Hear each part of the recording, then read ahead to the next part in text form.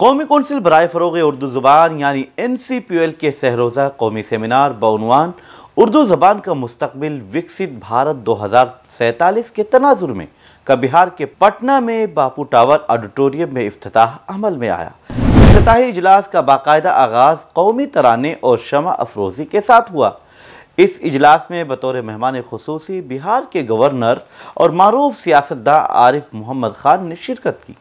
تقریب میں تمام مہمانوں کا شال پوشی اور کتابوں کا ہدیہ پیش کر کے استقبال کیا گیا۔ افتتاحی تقریب میں گورنر عارف محمد خان نے صدارتی کلمات پیش کیے۔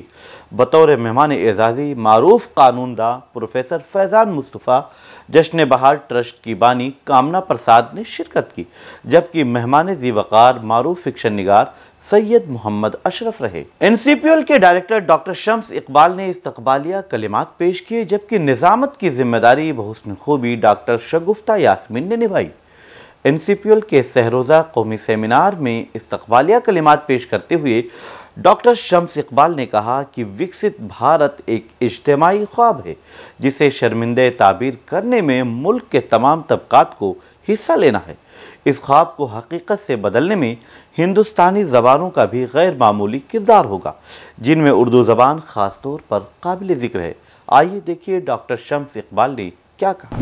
بھارت کا یہ ویژن دراصل ایک اجتماعی مشن ہے جس میں تمام سرگرم عمل شعبوں، حکومتوں، نجی اداروں اور افراد کی شرکت ضروری ہے تاکہ یقینی بنایا جا سکے کہ ہندوستان وشو گرو کے طور پر ابھرے۔ اسی مقصد اور مشن کے تحت ہمارے عزت مآب وزیر اعظم نریندر مودی جی نے وکست بھارت کا ویژن دیا ہے۔ اس تناظر میں ملک کی دوسری زبانوں اور ان کے دانشوران کے ساتھ اردو زبان کو بھی اہم کردار ادا کرنا ہے، کیونکہ اردو اول دن سے اپنی شعریاتی جمال انگیزی، بھرپور ادبی روایت اور فطری ہمگیریت کی وجہ سے ہندوستان کے ثقافتی اور فکری تانے بانے کی تشکیل میں ایک منفرد کردار ادا کرتی رہی ہے۔ ہندوستان کے علمی اور ثقافتی ورثے سے بھی اس زبان کا گہرا تعلق ہے، جس کی عکاسی ہندوستانی آرٹ، ادب اور سینما میں بخوبی ہوتی ہے۔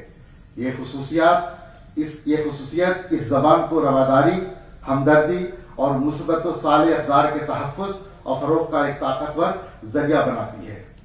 اردو کے بنیادی خط و خال کو ابھارنے والے امیر خسرو سے لے کر پنڈت چندر بھان برہمن، رجب علی بیگ سرور، پنڈت دیا شنکر نسیم، قلی قطب شاہ، میر تقی میر، غالب، انیس و دبیر، نذیر اکبر آبادی، شاد عظیم آبادی، پریم چند، پنڈت برج نارائن چکبست، اختر الایمان، فراق گورکھپوری، قرۃ العین حیدر، کلیم الدین احمد، شمس الرحمان فاروقی اور گوپی چندارن وغیرہ کی تخلیقات اور تحریروں کے ذریعے اردو نے اس ملک کے عوام کی جدوجہد، امنگوں اور تہذیبی شناخت کا بھرپور احاطہ کیا ہے۔ ان حقائق کو ذہن میں رکھتے ہوئے ہمیں یہ بھی پیش نظر رکھنا ہوگا کہ اب بزم جہاں کا انداز بدل رہا ہے، اس لیے ہمیں بھی اپنا انداز فکر بدلنا ہوگا۔ زبان و ادب کو بہت سے کلیشوں سے آزاد کرنا ہوگا، کیونکہ جو زبانیں کلیشوں میں قید ہو کر رہ جاتی ہیں ان پر جمود طاری ہو جاتا ہے اور ان کا ترقیاتی سفر بھی رک جاتا ہے۔ ایسی زبانوں کا دائرہ بھی نہایت محدود ہو جاتا ہے اور ان کا ادب کسی سماجی تبدیلی کا وسیلہ نہیں بن پاتا۔ گورنر عارف محمد خان نے صدارتی خطاب میں کہا کہ اردو زبان میں فطری طور پر ایسی قوت موجود ہے کہ وہ مستقبل میں پوری تابناکی کے ساتھ زندہ رہے گی۔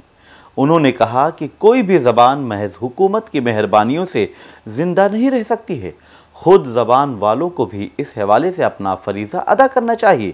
انہوں نے کہا کہ میرا کامل یقین ہے کہ اردو کبھی نہیں مرے گی، اس لیے نہیں کہ اسے سرکاری سرپرستی حاصل ہے، بلکہ اس لیے کہ یہ زبان آج کی نوجوان نسل کے دلوں کی دھڑکن بن چکی ہے۔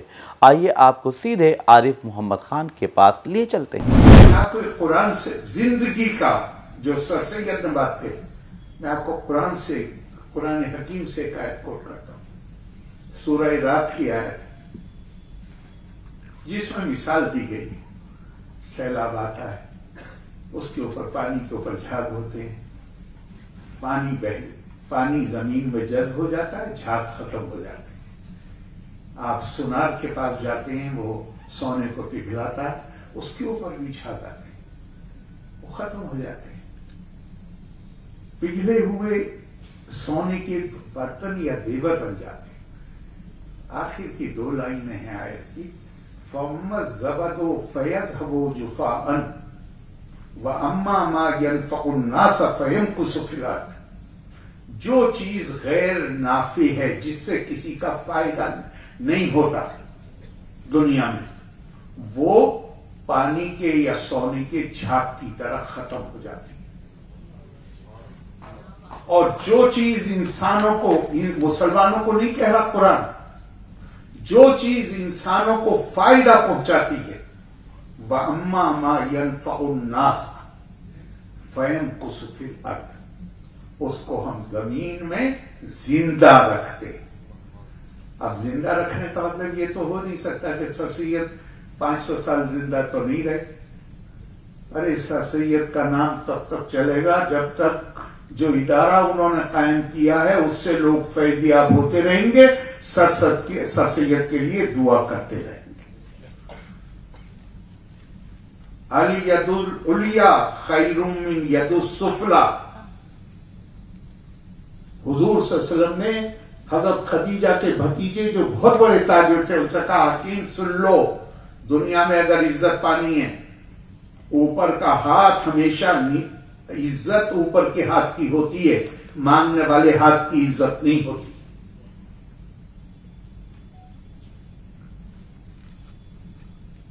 जुबान अगर जिंदा जुबान है, मेरा बिल्कुल पक्का यकीन है कि उर्दू नहीं मरेगी।